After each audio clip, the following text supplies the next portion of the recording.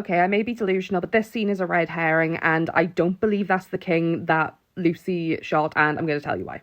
First of all, I need it on the record that I am aware I'm being delusional. I think I am probably giving Amazon and Bethesda probably too much credit, or I'm just in a grief-fueled delusion and I'm looking for answers, and I'm very obsessive, okay? That's just me. But there's a few parts to this, and it's not really scripted. I've wrote down some notes, but it's going to be a bit all over the place, but I hope it'll make sense in the end. So the first thing that threw me a little bit, especially with the location of the New Vegas gate and also Freeside, how you get to Vegas in the game, when the ghoul is saying about how they're nowhere near Freeside. And the show really wants you to pay attention to this, as you'll see. You're going through the east side of town, a place called Freeside.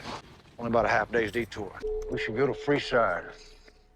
Like, Freeside is half a day away? That is, like, what fucking gate are they on? Okay, anyway. That is a weird point in itself. It's a very weird thing, I find, as a plot device to be introducing us to the kings before going to Freeside, but making us very aware, like, we're not in Freeside yet. That's where we're going next. So that was my first sort of, like, red flag that something's a bit off here. And speaking of things that were off, I found the way that they handled this beloved faction very, very strange. Like, it was really off tone, and I'm not saying that it wasn't like Fallout, because it totally was, like, you know, mowing down ferals, that is, yeah, that's very Fallout. But in terms of how the show has been handling all the major factions and game references, I found it was kind of in poor taste, like, you know, just reducing them to comedic cannon fodder.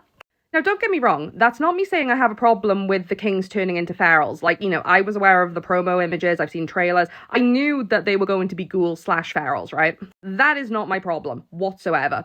And, you know, they may not be your favourite faction, but the thing that I had a problem with is that the kings are important. They're important to New Vegas. Not only being the protectors of Freeside, they are also the symbol and the face of independent New Vegas, of not submitting to House and his rule, and not submitting to other bigger armies that are coming in and trying to turn Freeside into what they want. Now, if you watch that scene with Lucy high off her face and mowing all the kings down, as someone who is just watching the show, hasn't played the games, you're not going to understand the significance of the kings. You're not going to understand what they mean to people and what they mean to players, right? Kind of like the audience, or the pure show audience, the ones who haven't played the games, are kind of like Lucy in this respect, right? Dehumanizing the ferals without knowing that they were people once. They were important once. But those of us who have played the game, and those of us who have been through the King's quest line and,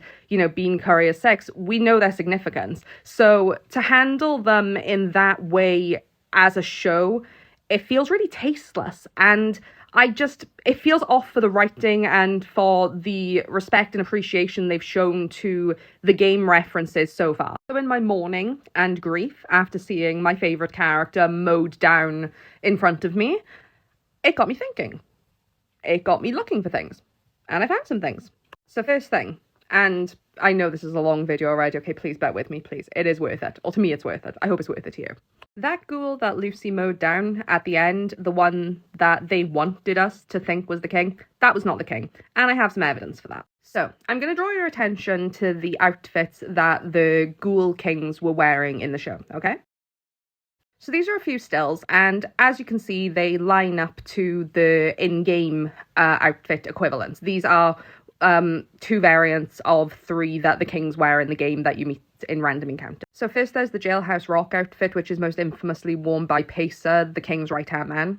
Then you have the king's leather jacket with the king's logo on the back of it. And that is just the Memphis Kid outfit, but with the leather jacket on top of it, so that you have the 3 outfits in-game. So the fact that they chose these accurate in-game outfits as our first meeting of the kings and first showing of the kings in the show is really interesting when you go back to the promo that we saw on Great War Day.